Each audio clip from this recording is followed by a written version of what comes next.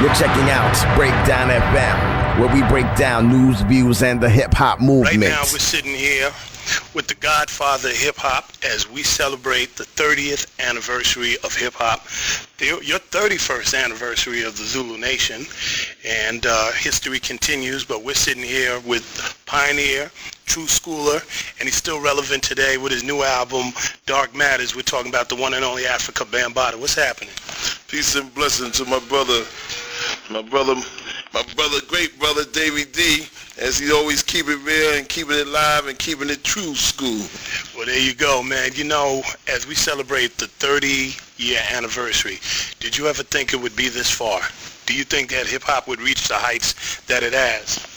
Well, you know, I was always a visionary and always was trying to see which way we could take our culture all over the world. So, and you know, through the true schoolers, we had to be blessed to make sure that we keep this alive. So we was making sure our culture stay alive. So I'm definitely blessed and honored that the Creator has blessed me to live from last millennium to this millennium, and now that many of our brothers and sisters have put me into a God status among the gods, as calling me the Amun Ra of universal hip-hop culture.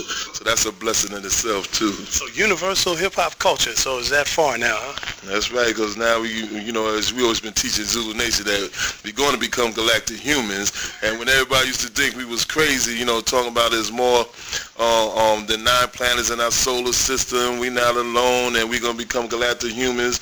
Well, just on CNN, they just talked about by 2007, they ready to take some people in space, as long as you got $200,000. And they also came on CNN, tell you about that they already got the microchip to put in use, so get ready, because the future shock is here. You know, one thing I like about talking with you, Bam, is because for years you've always said things that people would go, I don't know about that, man. I don't know. But then we go back and we listen to some of those old things, and some of them, you know, wind up being true. I mean, the one thing that really stood out was when you did the song with Johnny Rotten. Remember that one under the group Time Zone, World Destruction? Remember some of the things that you was rapping in that song? Almost definitely. You know, a lot of stuff we talked back then is relevant today. We was talking about the CIA is looking for other tactics. The KGB is harder than you think. Brainwash mentality to control your system using TV, movies, religions, of course. You know, we was talking. Still remember the lyrics? Oh, yeah, you said yes. You know, the Islamic force, they can't battle with it. So now it's getting heavy. It's getting crazy. It's a world destruction, and it's happening. You know, because the first thing that came to my mind was after 9/11.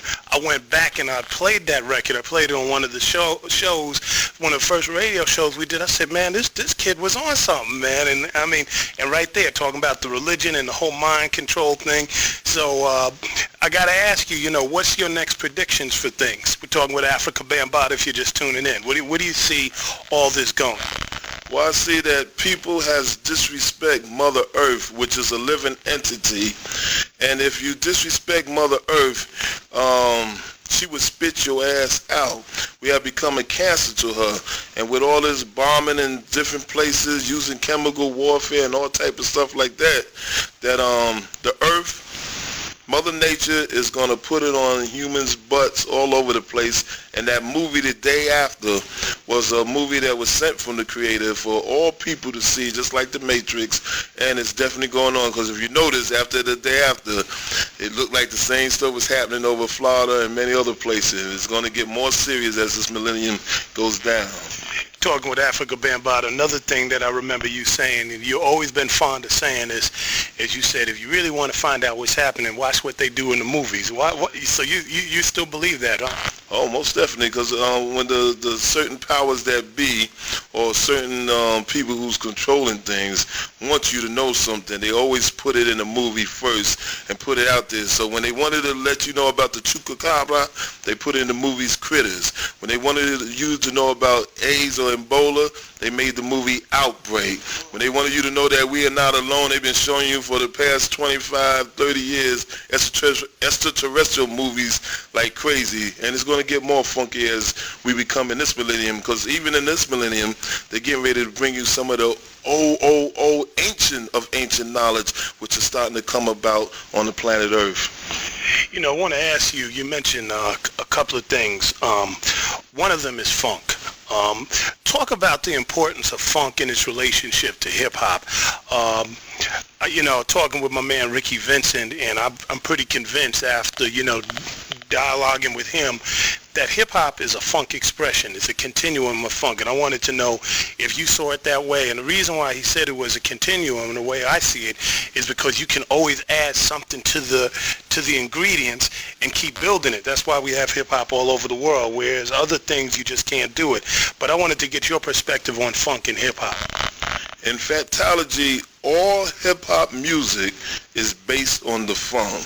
I don't care if you want to do it ragga style or trip-hop style or drum and bass or hip-hop style. If you don't have no funk to it, then your music is not happening.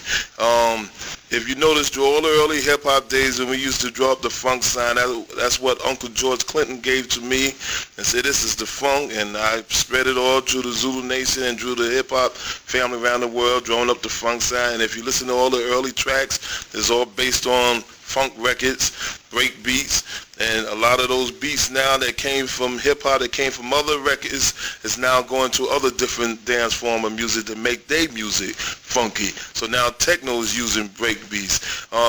Techno pop is using break beats. House music is using break beats. And now we giving them back they funk, which we took from them. Something to think about, talking with Afrika, Bambaata. Another thing I wanted to also maybe get some insight. A lot of people don't know that two of your nicknames. One is the Master of Records, but also a lot of people call you the Ambassador because you're one of the first to go around the world and do a lot of things in the name of hip-hop. One of the lesser-known things that people don't talk about, but maybe you can comment on, is the work that you did to raise money for the African National Congress at a time when apartheid was in full effect. And maybe you could go back and explain your role that you were playing back then and the political aspect of hip-hop, which, everybody's talking about now as if it's a new thing, but maybe you could comment on how it was always political from the early days when you started on up until now. Well, in the early days of hip-hop, we had a lot of fun, peace, unity, love, and having fun, but we also had that fifth element, knowledge, what we say in Zulu Nation, knowledge, culture, understanding, which we took from hearing the teachings of the most honorable Elijah Muhammad, Malcolm X, Minister Farrakhan, hearing the wisdom of Dr. Martin Luther King, Dr. Malachi Z. York and Al Saru Allah community, seeing the Black Panther Party, the Young Lords Party that was going on at the time, waking up with civil rights, human rights, getting into the black power and the white power that was happening at the time when both groups was really clashing with each other. So with hip-hop, we took that stand of keeping it more with revolutionary style of thinking as well as political, and getting out there doing things for the African National Congress, the Pan-African movement. We made a record called Hip Hop Artists Against Apartheid, where they always thought hip-hop people couldn't get together and do nothing. United Artists Against Apartheid. We also did things for sickle cell anemia. Hip-hop has also helped a lot of people with the homeless situation in New York. Just like what the godfather of entrepreneurship, Mr. Russell Simmons, starting to try to use hip-hop to get political. We was always political with the Universal Zulu Nation. We didn't go for that crap when you was talking about West Side and East Side and stuff. We was everywhere. We didn't have no problem coming to the West, North, South, wherever our people was at, we was at. So we got to get away from that thinking of the I syndrome and come on with the us syndrome and get back to nation building. If we say we are hip-hop nation, then let's act like a nation and get our hip-hop doctors, lawyers, agriculturists, herbalists, judges, hip-hop police of our own self, because if you're going to be a gangster rapper, you better have all that in check. Something to think about. You mentioned nation building. What do you think has happened that there's so many people that don't really grasp that concept? I mean, you got two sides to hip-hop. I mean, you got a lot of folks that are definitely trying to do a good thing, use it as a tool for social change. But then you got a lot of people that's going, man, it's just about getting my hustle on. I don't care, yada, yada, yada. So what do you think has happened? Well, that's because people who are following the Luciferian conspiracy of the mind control, and you are under that corporate side of mentality of corporate hip-hop, that you are now becoming like a cancer to our community, where you don't even know that you're being used and being part of the Luciferian conspiracy. So they have many rappers that is out there is all about the Benjamins, and I don't care about no culture or no pioneer, no true school, don't care about no history.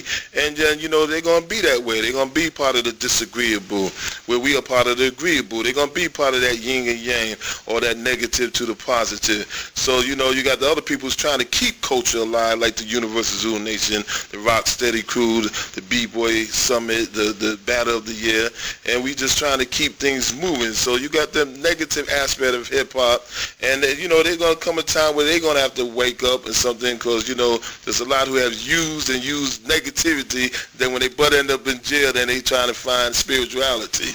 You know, one of your Zulu kings out of Chicago, Cassius D, good friend of mine, and definitely yours, your brother, he usually does an exhibit once a year. He takes a lot of pictures, and he actually talks about this Luciferian conspiracy. He shows like a lot of the tattoos that some of the artists have, the writings that they use on their album covers, and he says it's a lot deeper than what we know and think. And maybe you can comment on that, you know, especially since you use that word Luciferian conspiracy, because he talks real deep about it, and maybe you can explain for us, you know, just really how sinister or how deep this thing goes. See, there's a lot of people in hip-hop who don't want to use their third eye, their mind, to go back and research. So they just follow in the game of what's being placed before them, and they don't even have ideas of what they're doing. So they being part of this whole conspiracy to control people's mind, using hip-hop as a tool to either to make it happen or to destroy it. That's why on the third day of our anniversary of hip-hop culture, we have the meeting of the minds, where we're asking the question, can hip-hop save you as a people or destroy you as a people? We're having a town hall meeting, and we calling out scholars and poets and thinkers to all come down that day, because there's a situation that's going on where people don't understand what is Pan, what is Iblis, and the Lucifer and all of that is running in our community with our drawings, our pictures, on how we stand in, what they putting in our background, how they shaping our woman. So there's many things that's going on that our people better wake up now, or you're going to be lost and gone in the matrix. Well, Pan is what, the goat god or something? Pan is part of what we call the devil. Iblis is the devil. Satan is the devil. Lucifer is the devil. And some people might think of that pantyhose wearing them tight jeans, pitchfork type of devil. But you go get that spook one, bring it up here, and we sick bush on him and see how far he get. You know, one thing, man, I'm going to have to get Cassius to really break some of this down even further, because it gets definitely deep. Before I turn it over to my man Mark Skills, who's sitting here, talk about the new album, man. There's always a deeper message in your albums. I think this is, maybe your 8th album, at least in this country? You know, what is it? It's at 7 or 8, yeah, but this one is called Dark Matters. And, you know, I mean, you hooked up with everybody from Gary Newman on down to, man, it sounds like Bootsy and George Clinton's in there somewhere. But talk about what's the concept behind this album, what were you trying to get across? Well, as you know, with a lot of my titles, I use certain titles to make people think, and if they want to research, they can research on it. And I'm not going to explain it all to you, but Dark Matter, moving at the speed of light. I want you to go look up what is Dark Matter. We just give you a little insight with the melanin movement. But oh, come on, Bam, you got it. No, come on, Bam. See, this one thing about Bam, there's always deeper meaning behind the brother. You got to break this down a little bit. You got to get more than just a taste, man. Come on, man, just a little bit more than just a taste. I go back with you for more than 20 years, so you got to give a little bit more, man. There's a lot of people in the audience, man. They got to lace them up a little. I think I like people to go, if you could go get the vinyl. The CD got it too, but the vinyl, you would see that we have put 100 words of wisdom and research for your mind to either think or go back and look up all the 100 words that we spoke about. I did this before on Warlocks and Witches, Computer Chip, Microchips, and You, the Time Zone album, which scared the hell out of many people that was in the record company. But we have a lot of stuff on the album, and I'm talking about dark matter when you open the album covers and you read about it. So if you want to know what I'm talking about, go out there. No, come on. So, okay, a little comment on the melanin movement. I mean, because that's something that, you know, maybe about 10 years ago, you heard a lot of people talking about it. There was a lot of scientists doing a lot of studying on melanin, and they were trying to figure out how you could control it, how you could destroy it, and then all of a sudden it just disappeared. Remember, I mean, there were conferences that were taking place, you know, world conferences on the whole thing of melanin. So the fact that you went there, come on, Bam, talk a little bit more about this. Well, the reason why they don't want many of y'all to know about melanin, this is melanin, which is what black people produce. All people have it, but black people produce it the most.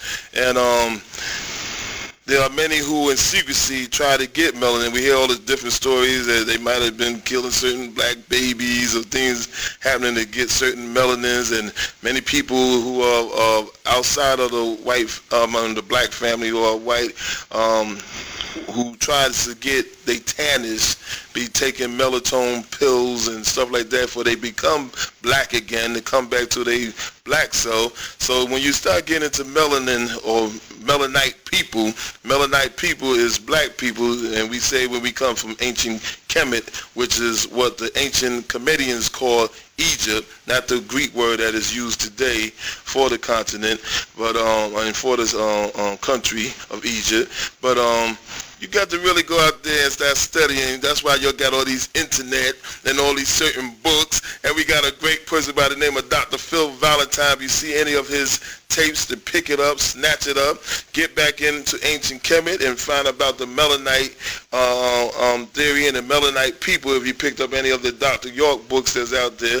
And there's a lot of deep subjects. See, I don't want to give you all of it because I want a lot of our brothers and sisters to get out and start reading again, because that's our problem. We don't read no more. We so caught up with television, telling lies and vision, that is now we are becoming a zombie of the television under mind control. Something to think about. You know, one of the other things people talk about, you know, in particular, folks like KRS talk about that they are hip-hop. You know, are we hip-hop? Are we black? How do we look at that? I mean, especially as we go into, you know, continue on into the 21st century, and you talk about us elevating ourselves to higher knowledge. Well, when we say we are hip-hop, when you say you are hip-hop, you're talking about you are part of all the 5 elements and then some, meaning that you part of the international hip-hop movement, that you part of this culture. So you can't just say I'm hip-hop and then all you talking about is just rap records or worrying about whether somebody ate or where they went and how they act.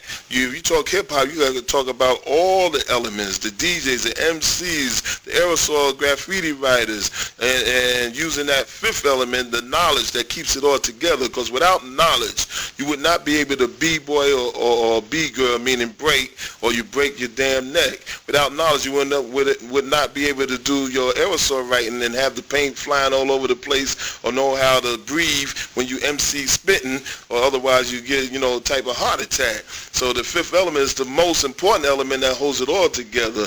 And so that's why when we say hip-hop, we represent the whole cultural aspect of the movement. Yo, so you mentioned Zulu Nation a few times, the organization that you started. And, you know, one thing I always say to you that, you know, when talking about Zulu, it's important to let folks know the humble roots of Zulu, because it just didn't show up one day out of nowhere. And that, you know, that originally a lot of the original people came from the gang lifestyle. And to me, maybe talk a little bit about that. How you how it transferred from being a gang, one of the most feared gangs in New York, to being a international organization that's doing a lot of good things all over the world. So talk about the process or some of the challenges that you had and the organization had in making that transition. Well, back in the late 60s, early 70s, New York was plagued by hundreds of street gangs that was going on at the time. And yes, we did a lot of negative and disrespecting to each other and a lot of crime and stuff like that. But we had great people who had concern about what us as young adults or youth was doing at the time. We had great people who came from the Black Panther Party, the Ansarul Allah community, the Nation of Islam, who came and tried to speak to us. And yeah, we was ignorant at the time and said, oh, we don't want to be with them bald heads selling no bean pie and stuff like that. But it was a few that touched, and some of it has touched me, and I got out there and started organizing a lot of the street groups and speaking to them to stop killing each other and doing harm in their community, to be warriors and to be warriors against police brutality and stuff that was going on in our community, as well as trying to wipe the drug scene out of our community. And yes, it wasn't none of that mess where you see in these hip-hoppers talking about your Afrika, Bambaataa, Zulu Nation. When instead of fighting, they say, oh, don't fight, let's break. That's fantasy. Don't believe that crap and stuff. You still had some violence here and there, but it took time and effort and showing devotion and the respect, and then suddenly getting some love in there to get a lot of our brothers and sisters to put down their arms against each other and to organize and become an organization to fight for our community. You mentioned something real significant, the influence of the Panthers. And maybe you could talk a little bit about that, the Nation of Islam and the Panthers, because you often heard that people said, when I talk to people, they say, man, we admired the Panthers. We tried to mimic the Panthers. So they really did come and try to holler at y'all. So what was that direct influence? Well, the direct influence, plus, a lot of my family and other people was dealing with the Nation of Islam as well as the Panther Party. Even my whole name came from my godfather, Bambaaataa Puchinji, who's a very high official up in the Panthers back in the day. And they came and, tried to speak to a lot of brothers and sisters when we was doing a lot of foolishness out in the street or doing a lot of harm to our community or to our elders. And back then, we had one thing in our community. We always had respect for our elders. Your mama was my mama. Your papa was my papa. So we used to, we was cussing or acting foolish when your mama or something would come by, we would respect that and try to move away, or using cuss word or being degrading or using the N-word in front of any of our parents that stepped through. These days, a lot of brothers and sisters, it seems like they losing the respect of the elders and forgetting where they come from. And then when you end up in jail, it seems like you're starting to be raised up by just watching television. And we got to be careful how we use this N-word, because I don't care, we got everybody calling themselves the N-word now all over the world, but it still has the same roots back into the evilness of what was put among us black people by whites when it was the whole slave thing going on. So, so many people has got caught up with the technology of using the N-word, calling women out of their name, using the B-word, that we got to start going back and find out what happened back then. See, on our television, we need to see movies of slavery. We need to see stuff that happened that brought us into that type of condition, to see where we at back then, to see where we at now, to see where we're going for the future. So if you don't know nothing about history, then that's why you could always be controlled by mind control and become a zombie or a slave to the rhythm. Or part of the Luciferian. Part of the Luciferian conspiracy. Something to think about there. That's my man Afrika Bambaataa, the godfather of hip-hop. We are celebrating the 30-year anniversary of hip-hop culture and the 31-year anniversary of Universal Zulu Nation, which started out as the organization in the mighty Zulu Nation. Just one last question, and I'm going to bounce from here. There's been a lot of the documentaries, a lot of the books that are coming out, and I think you kind of touched on them. It seems to be certain myths that keep resonating, and maybe you could clarify it. One of them, as you said, is that there was the myth of like people stopped fighting and started breakdancing, and me and you, I definitely remember that there was some very shady days back in the day. So maybe you could talk about, clarify some of those myths. And the other myth that we also have is that everybody was all together under one umbrella, which I found it kind of hard to believe living in the Bronx where we lived. You couldn't go certain parts of the thing because of racial tension. But maybe from your standpoint, you can clarify some of these myths that are kind of, floating around. Yeah, that's because we have a lot of these so-called new hip-hop scholars who never come and sit down with the architectures or the pioneers of hip-hop to find about what really went down. And people are rewriting history in hip-hop, just like that VH1 Honors mess that was on TV. It was nice to see people together, but we see that, it's coming through all the different rewrites or the way, I have to call it out there, Brother Russell Simmons and some of them are putting out there, and it's a shame because we got to show that the hip-hop wasn't always as peaceful as you think, and it came from a part where it was so much chaos and violence to bring from out of the negativity to the positivity out there. It was a lot of struggles to get some people to come under the umbrella of the Universal Zulu Nation. Then you had other groups who just wanted to stick with the violence, and sometimes there had to be clashes like they had with certain wars to go and conquer to bring about peace. So, all the people that think it was, oh no, don't fight, let's break. And we want. That's like rappers always pretending and stuff. That's what we call rappers, and when you really can't MC, you just a rapper that's always pretending. Well, we when you talked about bringing them into peace, that reminds me of a housing project near Jennifer Lopez, Castle Hill. You know what I'm talking about, where you guys had to kind of go and regulate to really bring people under the fold, so to speak. Big time. I mean, we had many type of rumbles that we had to deal with different communities. That in our areas in the southeast Bronx, we had large communities of housing projects, and a lot of times in Browns River we used to really sit down and think before we attack. And I used to take things in history and say, well, how would Shaka Zulu would do this, or Napoleon would do that, or Sitting Bull, and used to mastermind how we would move on an area where sometimes you might see us attacking you early in the morning before you go to school, while you're there at lunch before you get out of school, then hit you up when you're in your community center, then catch you before you go home and go to sleep. So that's how serious it got sometimes when we was out there trying to get things in order.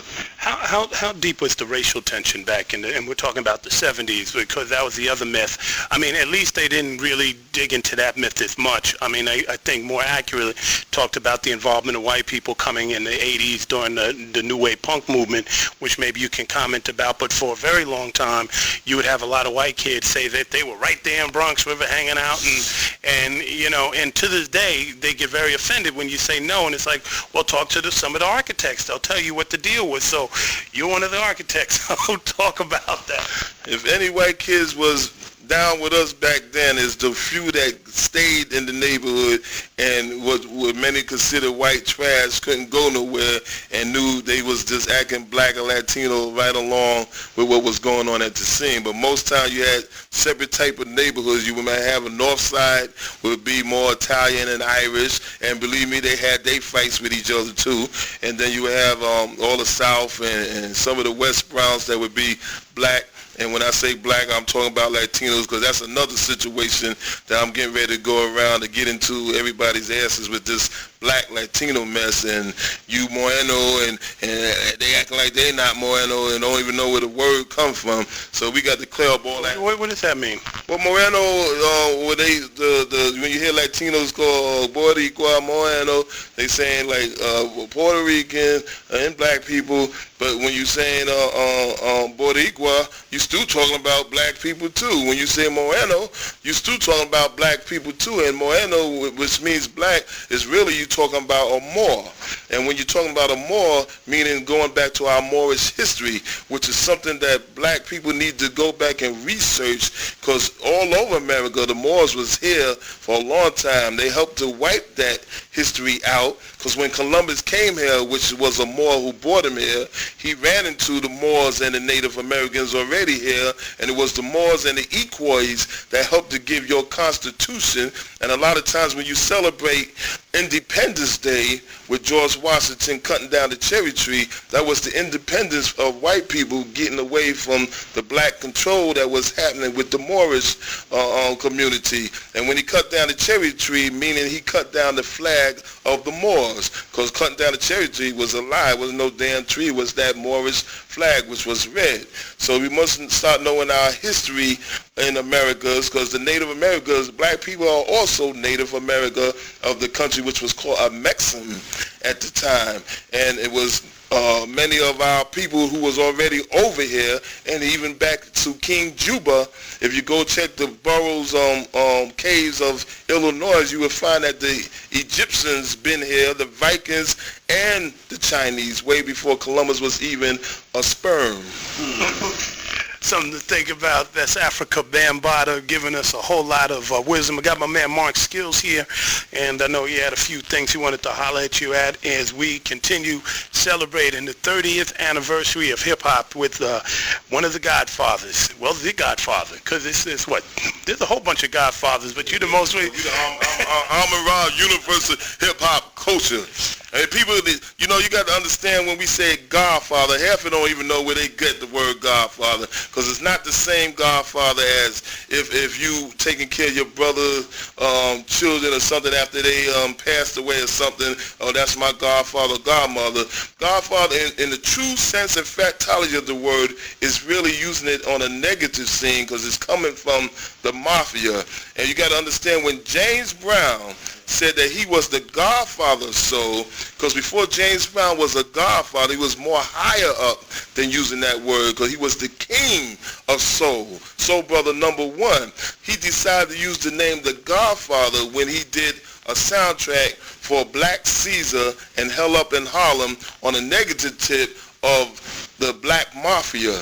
And that's when he said, I'm the godfather of soul. And you know, at that time, whatever James Brown said, black people listen and black people follow. So that's when we had Godfather Hip Hop, Godfather Funk, Godfather of this, Godfather of that, because Brother James Brown said he was the godfather of soul. But not on just saying a positive, because he was Black Caesar, black mafia, and he decided to use the word the godfather like the godfather of the mafia. Okay. Mark Skills. Yo, one time, Ben, how you been? Everything good, brother. Okay, check this out. A minute ago, you were talking about building the Zulu nation. Can you acknowledge some of the leaders, other division leaders that helped you to build the Zulu nation? So many people that's been in the Zulu nation throughout our time in history. You had from way back in the day, B.O., you had Ahmed Henderson, Aziz Jackson, Sambula Nia, Queen Kenya, Queen Makiba, Queen Tamisha. We can't go nowhere without all them sisters now. Them sisters was backing us. Sisters had a lot to do. A lot of power, put us in check when we got too much out of hand. And you had brothers like from Cassius, because a lot of people got to understand, when we were starting the Zulus and the Browns, I also was already traveling and moving around. I've been to Africa since 1975 talking hip-hop and things like that. So there was people coming up in other communities in other cities that was building from there, like Cassius D, Brother Omar Islam down in Florida, Lito down in Tampa, Lord Tafik, Brother Righteous, Queen Anita, Disco King Mario. Then you had all of the pioneers who went on and did their things by itself, but also came under the umbrella from DJ Breakout, Jazzy J, the Soul Sonic for Mr. Biggs, Powwow Globe, so many down the line. Okay. Well, okay. So you were a division leader of the Black Spades, correct? Yeah, I was one of the leaders in the Black Spades, and had also by being one of the leaders, I was one of the ones that had a lot of wisdom and had my ways of control of many of the leaders within the Spades. That when the first half fell and disappeared like Browns did, Browns River became the main force, and I picked a lot who was to become the next Supreme President and Vice President and Warlord into the Spades at that time. So, what methods did you use to convince these brothers and sisters? Well, I just had a lot of wisdom and knew how to talk and use my mind, especially from what I watched and tried to mimic a lot of the Nation of Islam ministers, and they had a very powerful effect on how they used to speak and how they used to say certain things that would grab the inner God in you, that would bring that God out to recognize the God that was coming out of you that was speaking to them. So I just used that same technique. Now they got books like the 48 Laws and things to teach you how to, when to speak, when to think, when not to say something. But I use a lot of that technique to speak to a lot of these brothers and sisters from many other areas, and I went straightly for the people who I thought was ruling certain areas. And if you could get control of the rulers, then you could get control of their membership. Was that why you used the word brothers and sisters and kings and queens for a lot of people? Oh, most definitely. I started renaming a lot of people when they, instead of calling, going into that N word, we was giving them the names of kings and queens. And then I started taking them from, since I read Message to the Black Man, and said, that ain't your name. Your name now is Monifa. You Tamisha. This is King Hassan. This is I God or something like that. Because I also came out of that 5% of thinking too. At one time I was running with a lot of the gods on earth also. And then from all that, from seeing the movie Zulu and seeing the Africans fight against what was theirs against the imperialists of the British, that I decided I'm going to make me an organization called Zulu Nation that would take all the different ideologies and religions and put it all together and have a group like that. And later on we started adding that fifth element, the infinity lessons. And when we say infinity, meaning knowledge just keeps going on. Even when you die, you still want to know what goes on after you die. Where you go with death. Do you come back reincarnated, or is that it? Word up, word up. One thing I've been curious about, has Russell Simmons' organization approached the Zulu Nation as far as getting people out to vote? My brother Russell Simmons, who I respect a lot as an entrepreneurship, there's a challenge now where you're going with this godfather of hip-hop stuff, and I got to pull him on this, but he has never came to the Universal Zulu Nation to speak on anything. I think they're trying to rewrite history as a conspiracy, and I think they are nervous of us or any of the true school pioneers, because when they have all these hip-hop summits all around the country, they barely ask any of the architects or the pioneers of hip-hop to be at any of these summits. And there's one time when the minister came to New York with the hip-hop summit, we was still invited that I had to come down there with 50 Zulus like back in the old days, and we almost got into a challenge class with the FOI, and we had to get my brother who came from the Zulu Nation, Minister Arthur Muhammad, Brother Arthur Forex, to calm all that situation down. And because people said, are you challenged, Minister Fargo? I said, don't even go there where I put my line up and spoke for my brother all over this planet and stuff. I said, what's in there is rap. What you see here with me is hip-hop culture. You're going to let our asses in this meeting. They rushed us in and stuck us right in the front, put me right next to my other Akid, Brother LL Cool J, where we looking right up in Russell and all their faces. And from then on, it's cool, but that's the only summit that we had to force our own self on to come in. Since then, there has never been a summit yet when they asked all the pioneers come. They might give a little invitation to 1, 2, or whatever come, but not on a whole level. Not on the whole level. Okay, so will the Zulu Nation be endorsing a candidate this election? I don't think we'd be endorsing candidate. We do push people to go out and vote, because too many black people has died for us to use our power to vote. And it'd be a damn shame if we don't do it. It would make our ancestors turn over in their graves to see that we have become so much low with the N-word and not getting out there to put our freedom to vote. And then there's some who say, and I don't know how true it is, that's some research I'm still looking up, they say I think by next year or 2 more years that we're supposed to lose our vote. So I don't know how true that is, but it's been talk about that. Yeah, something that we might lose our votemanship. Yeah, they can come back and start challenging you on whether or not you're qualified to vote. Yeah, and that's happening now. Right, so it gets deep. Then we as a people got to really understand what is going on with this voting thing, because you remember they did vote for Al Gore. Yes, sir. And Al Gore, they took it with these electoral votes. So we got to understand what the hell is this electoral vote. If you voting, you voting.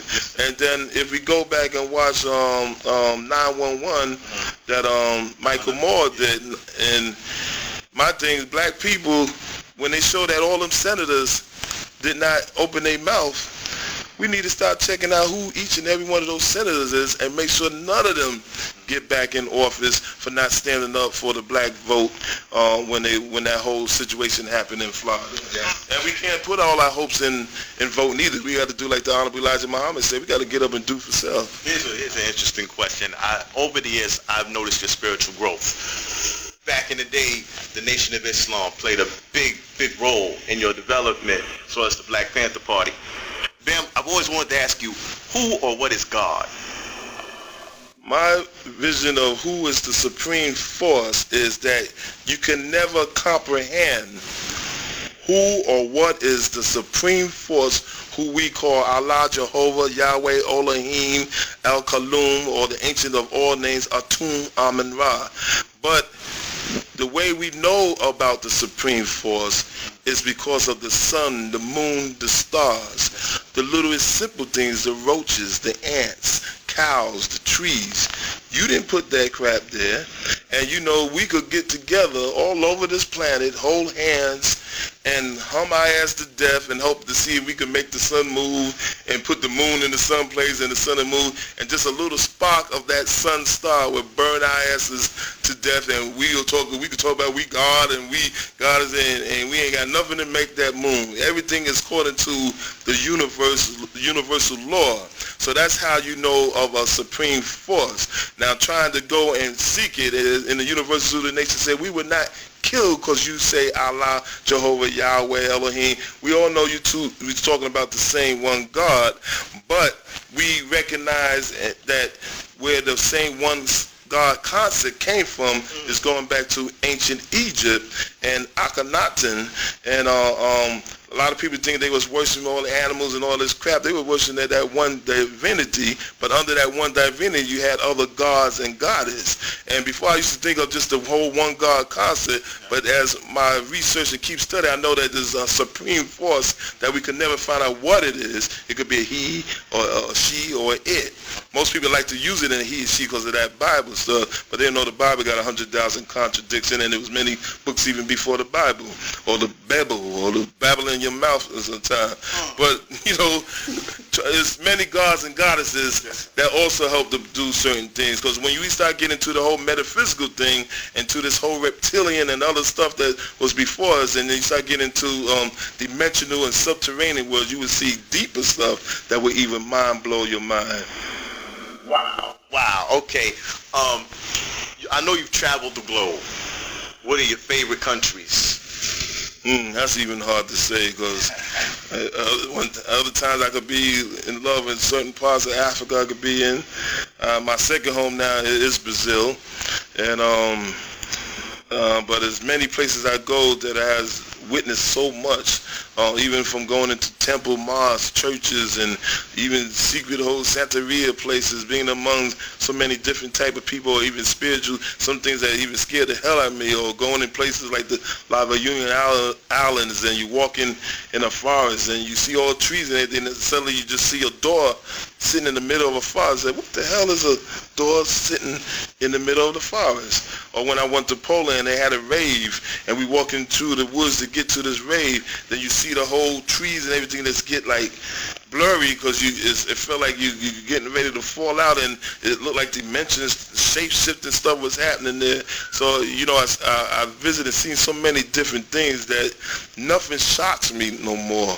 It can make you nervous, but, you know, I witnessed that there's so much deep stuff going on the planet. That's why that show Strange Universe, when it was on, was powerful, and they had to get rid of it. Because when you notice when they started, it had three people, a black person, a white person, they had something that we call neutrinoid, you don't know what it was and stuff. Right. And then they eventually got the show off the air because it was telling so much. And I was using that show a lot when I was on Hot 97 before they got rid of me, because I was waking up too many people and changed it to True School, telling them about books for your mind, and to watch the Strange Universe tonight because they're talking about the Urantia book, or they talking about other things. Ironically, on Hot 97, one of the biggest fights you had was when you actually played a Paris record from out here. Oh, that's right. They did not want Paris records to be played on Hot 97. You know, a lot of people, they send me stuff. Say, "Oh, this funky. Let me throw this on Gorilla Funk and all this stuff." And they what's that witch name up there? Tracy Clarity. Tracy, she came running in and screaming, "Oh, we don't play Paris here. We don't play this." Another time I was playing Y&V, I'm Going Down. They ran all in there. "Oh, we only play the hits here." I said, "How the hell can it be a hit if no DJ don't play it to make it a hit? You're already playing Mary J. Blige, I'm Going Down. Ralph McDonald's playing Y&V, and I'm playing Y&V for we can help the sisters become a hit. Get out my damn room." And she ran back and screaming at everything. And when I played Paris record, I think they was mad because they didn't get their CDs. Meaning, if you don't get your CDs, meaning they ask you how many CDs you want. So if you say 10 CDs, that means $10,000. And then when you come with Afrika Bambaaataa, I don't care about the CD. If it's good, I'm playing it. Right. If it's funky, I'm gonna put it on. So when they brought the Paris 70 record, right on the air. You know, you mentioned in Brazil. Do you hang out with MV Bill down there and the guys that control the favelas? Well, I be down there. I've been to many favelas and have no problems, everything, because a lot of people love me down there. When they see me, they go Zumbi, Zulu, or we go Zulu, Zumbi. Zumbi is one of the great slave people who fought against the imperialists and the people down in the Portuguese that ran in the jungles, and they had to kill them after a while. But all the people had the spirit of Zumbi to keep his stuff alive. And the second religion after Dios is Santeria and the African god Shango and stuff. So and they use hip hop to get out of their struggles and to bring the culture. In Rio, it's more like the electro funk and getting down and freaky like Luke and stuff. And Sao Paulo's more the slow pace style. But I try to show them before they don't get caught up in that division. It's all hip hop, and use it to your best advantage. You can have your sexual party type hip hop, then you can have your consciousness, and it's all a balance because we got the yin and the yang. Like people think Tupac, it's all Douglas, but Tupac was gangster and Douglas. But he also told you about Annie had a baby, dear mama, and keep your head up. Some people might say that's contradiction, but it's to a balance. The yin and the yang, agreeable to disagreeable, the negative to the positive. A few years back, or some years back, I got into Fela Kuti. And I love Afrobeat. Did you ever work with Fela? Well, I'm the first who brought Fela to the hip-hop community when I went in 1975 to Africa. Wow. And heard this music being played in a discotheque in Nigeria, in Lagos. And I've been to Lagos, Kano, a couple of other places at that time, and I was, informing them on this stuff I was doing for hip-hop. But when I heard this thing, I said, whoa, And they was something, it's the James Brown of Africa. So I took his music back. At the time I was playing Shakara and Lady. And I brought it back to the hip-hop community and started killing fella. And that's when the bus stop was happening, what you call electric slide today, or that cowboy dance. And we was doing the bus stop to fella records, because this record was like 26 minutes, 15 minutes, 12 minutes, like James Brown records was. And it was amazing to see hundreds just doing the bus stop to the whole African beat. And I just want to start going crazy with all the fella music, Lie by Clothes, Expensive Shit, Lady and all that. And I was pushing a lot of African music in hip-hop with Maza and the breakbeats from African records and salsa records, and to make people know that this is all of our culture. Okay, Soul Sonic Force. Why aren't they on this album? I mean, the world knows Afrika Bambaataa mostly from Planet Rock, Looking for the Perfect Renegades Funk. Why aren't the Soul Sonics on this album? Well, Soul Sonic was on my other single I had with Uberzone called Too Cool for School, and Globe is on my Time Zone album under a remake of Sly Stone's Little Sister record called Stanga, and he's spit on there. And so Sonic Force, every now and then we do certain shows when they want the costumes and all that. The last show we did was in Miami for a big super outdoor jam with us, Ludacris, Snoop Dogg, a whole bunch of electro DJs and rappers. So we hopefully hope to make another album or record together again, but I go through different stages with my different people. Like I work with Hydraulic Funk, which is some of them was part of Shango, and Boogie Brown, who's also on this album, the producer, Shake Pop Monroe, who worked with me with the Nike commercial, and he was part of the Peach Boys back in the day with Bernard Fowler and all that. So he was the drummer. Oh, bear with that.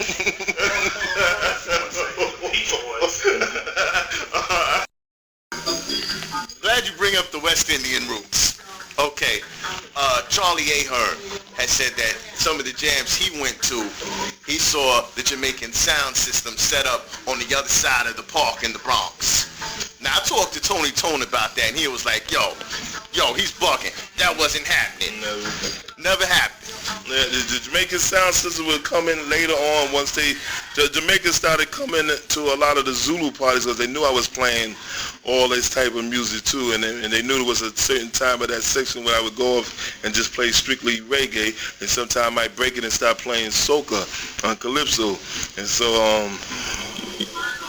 a lot of that came from Iroy, Uroy, and Huroy, who was the first slackness, and then when they came to the real slackness, getting down dirty, Freaky came from General Echo and stuff. So a lot of them, I know all that, there's with my Caribbean roots, and then even with soca came from Lord Shorty. Now, but we have to admit, those guys got their flavor from the black radio DJs, though. Oh, yeah, most of them. A lot of them came from there, and that's why soca means soul calypso. That's when they started making calypso soulful, and that's when they came up with soca, for it could be more funkier, and the same with raga. Now, let me ask you, with the Jamaican sound system, though, now I've run into some of the OGs from Brooklyn, right? Eastern Parkway, Tony G that was out in Marcy, and a bunch of them cats. So they now this is where we gotta. They're saying that a lot of the sound system was where you all got the sound system with them, because they were the ones that was providing sound for a lot of people, because they were actually building their own equipment for a long time. And it provided for us, but they had their sound with the disco and the soul that they was doing. Maboya, Plumbers, Flower, the Disco Twins, all that was happening in them areas. And when Kool Herc, and with my side, it came from Kool DJ D, Disco King, Mario, my stuff, Tex, because we was all the black space, so we had that whole entourage that was all DJs from out of the black space. And then when Herc came out, because a lot of people think I just came out really after Herc. I came in the form of respecting Herc as the father and coming out to me as the godfather, but I was already there, out there in the 70s, before we even had any system. We used to come with the component sets that that you had in your house. You stick the wire in the back, and you had to put the needle on, and the needle always go back, and the spindles with the 16s, all that, or you take it off, right, or you pull it off. So that's how we really started DJing first, before we even got into equipment. But more importantly, Herc and those guys, if they came into our section of the Bronx, had to get permission. They definitely had to get permission. Because there was one time when Herc and all them couldn't come on that side unless you talk to Bam, Mario on that side, because we had a large control in our area and stuff. Or you get beat down, or you might lose your whole system. I've always wondered, when did people start doubling their names and using the, I don't know, ski, and putting a D at the end of their name? When did that start? It's hard to say there. I mean, a lot of things started even from the disco era or the soul era of MCing and rapping. Because the one thing that a lot of people don't know, that rap has always been here. Even from the ancient days to all the way down to the Cab Callaways, the Ella Fitzgerald with the bebop swing, and then when we get all the way into the 60s with Shirley Ellis, the clapping song, the Name Game. Because I try to show people what different records was doing rap, but might have knew it was rap. The 3 Door Nights, Mama Told Me Not to Come. If you go watch the movie, The Musical Man, with Robert Preston, 76 trombone, the Big Ray, when they did the scene of, you got your right hand River City, that stands with P, and that stands for T, and that rhymes with pool, and stuff, all that type of stuff. Sly and Family Stone's second album, Dance to the Music, where he rapping on the backside of Last Poets, Nikki Giovanni, Sonia Sanchez, all the way to where it came to break beats with Piggy Markham. Here Comes the Judge.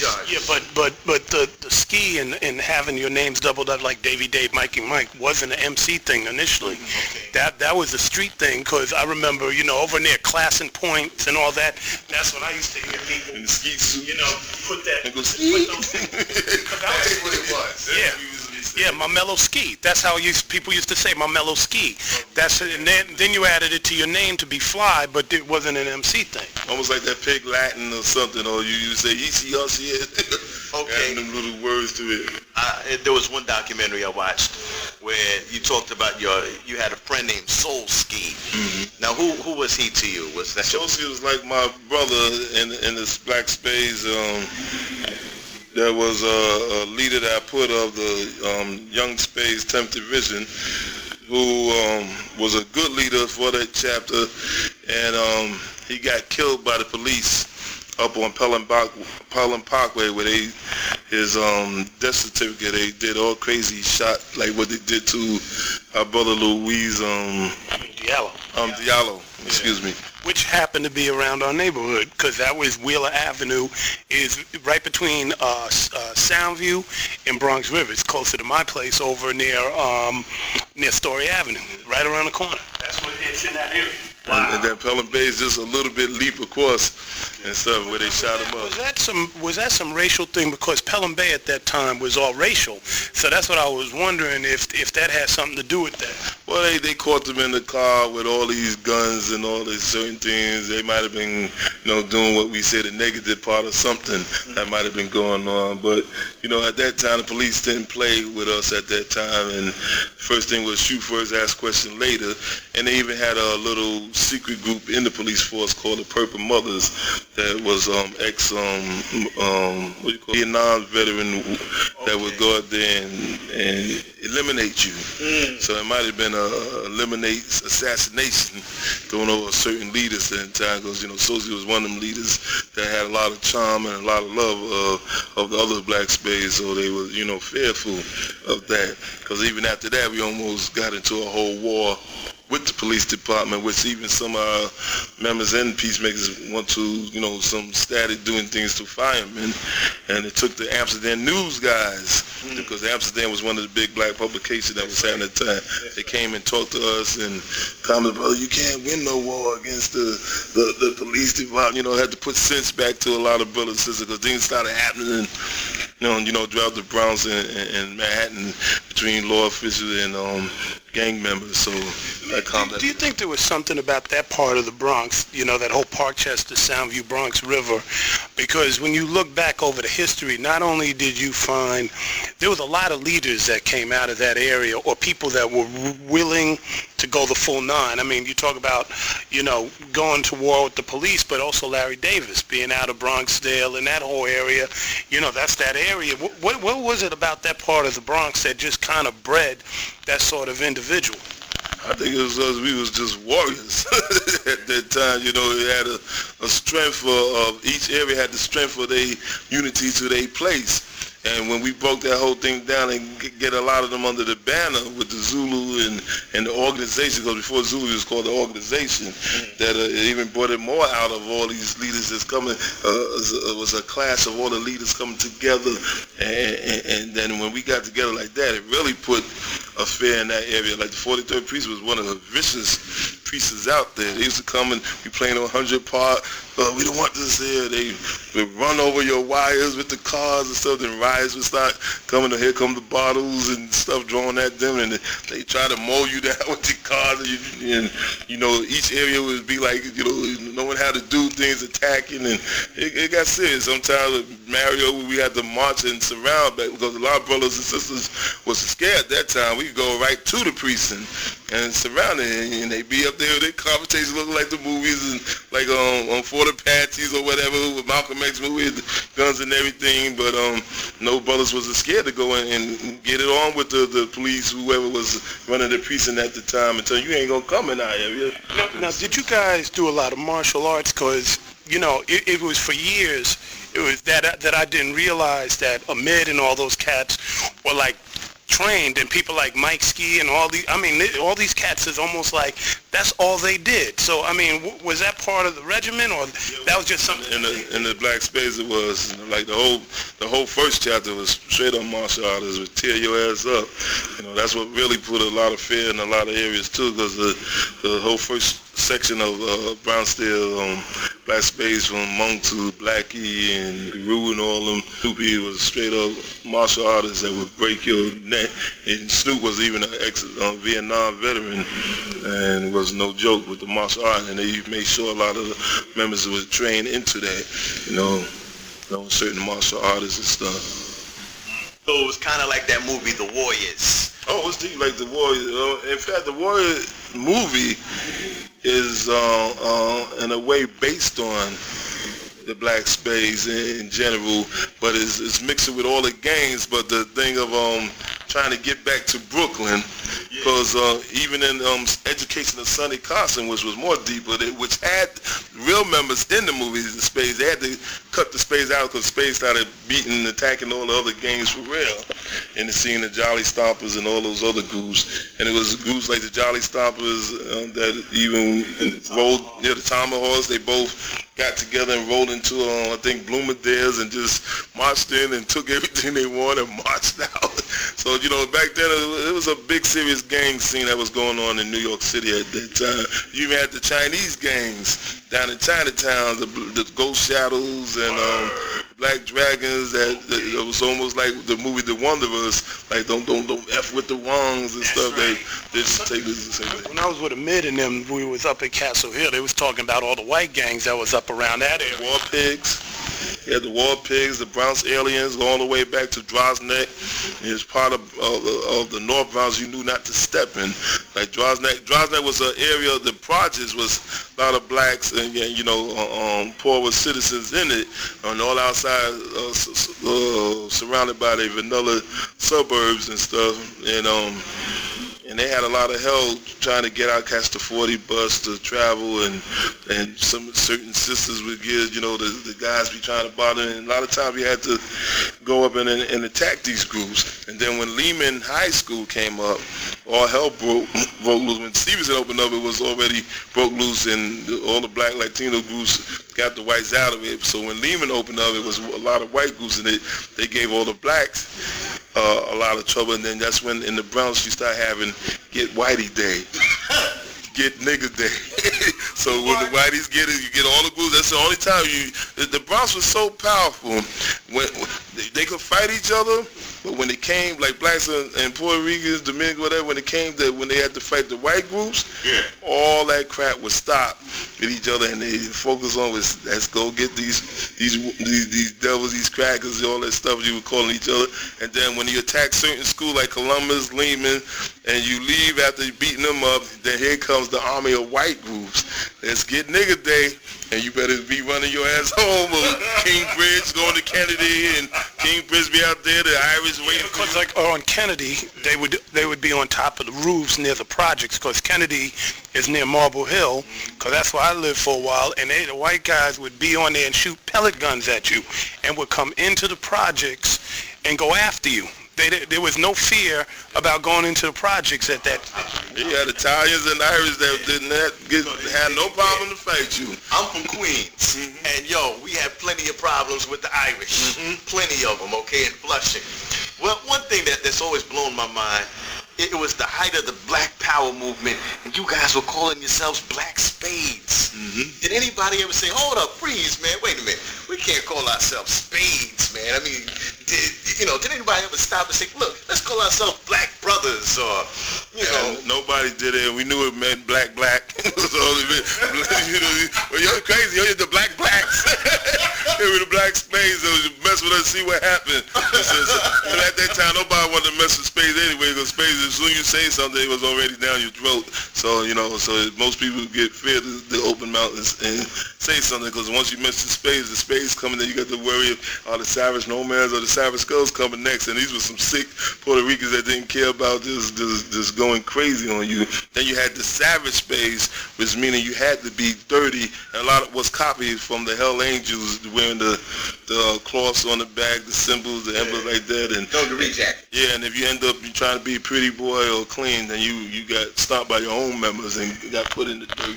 You get funky and dirty and stink. One thing that's real significant, talking about the Savage Skulls and all those groups, the Puerto Rican part and the black part, and even you wearing the Puerto Rican flag. Maybe you talk a little bit about that unity that was with black and brown. Well, basically in my area, Browns River, I wouldn't even go for none of that crap between blacks and Puerto Ricans causing any type of division. Wherever Puerto Ricans was at, I was at, or black people was at, and wherever we was at, black people was at, the Spanish part of the community was at. You might have some that had division and confusion and little rumbles and fight with each other, but it was just as many black people that could salsa and tear it up as many as the so-called Latino community. And then as we start getting the knowledge of the Nation of Islam and all these other groups, we start getting away from calling ourselves the Hispanics or Latino and the true roots of where that comes from and stuff. And some of them, there was some Puerto Ricans that tell you straight out, I'm black. We wear the red, black, and green flag and the Puerto Rican flag. You have a Puerto Rican flag. I mean, nobody messed with me. I wore Spanish stuff since ancient time. I wear Mexican, all that. Go to the west side, and Mexicans come out to all my things and enjoy it. And I used to dare some of them to even come with that foolishness. I used to have to challenge sometimes, when they still have the white Jesuses and all that on the wall, religiously stuff, because, black people got rid of that stuff since the 60s, some of them. You got some that's still trying to revive the Negro word and putting back up the white Jesus and all that. But that disunity wasn't happening in Browns River, because we was real united. But even today, though, like I'm in New York and I run into some of the Latin kings, and even though they have beef with the Bloods, they don't have beef with Zulu, because I guess there's that understanding and relationship to this day. Yeah, we definitely have that relationship. Plus, we used to have a lot of conferences every June.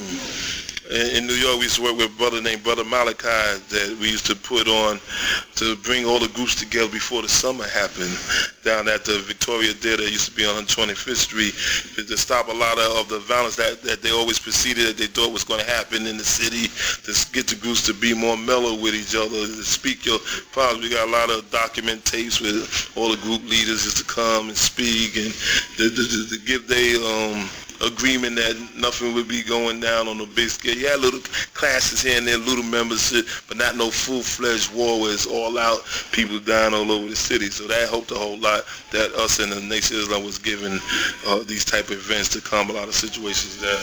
Has there been any contact or conversation with the Bloods and Crips that are now come from L.A. into the Bronx now? I know Righteous spoke at the National Summit when you all came there, and he said that there was some sort of communication going, but, I mean, how deep is it, and what's that like to have, you know, the L.A. gangs in New York now? Well, just in 2 weeks ago, we had a little summit, private meeting with some groups from here and some of the groups from there speaking in privacy, trying to calm different situations down. And, you know, it's interesting because the reason why Bloods Crips has came into the city, because it wasn't really from here yet, they just took the name on because all that mess happened in the prison system, and the Latin Kings was rolling on blacks or telling all the Latino, you need to be with us, you know, that racial type thing might have sneaked in. So that's when the blacks said, well, they dug around for a name that they wanted, and then one of the brothers took the name of the Bloods, and some came with the Crips, and next thing you know, they was clashing with the Latin Kings and the ethnic groups and stuff. So there's a lot to try to calm all that type of situation down. Then some started getting out of groups or got beat up or joined other groups and crisscrossing and colors and all that, grasshopping, what we would say, jumping from one group to the next group. So, but we've been in private on the low, working with different groups to calm certain situations down with that type of crime and attacking each other. The same way I'm trying to get a lot of my Spanish magazines where we could break down this whole Latino, Hispanic, black things and trying to get some of their leaders, because we got some fiery Puerto Rican Zulus and Dominicans, other Latino Zulus that it is no joke when it comes to that word of wisdom, just like Brother Righteous. WBRKD Breakdown FM, where we break down news, views, and the hip-hop movement.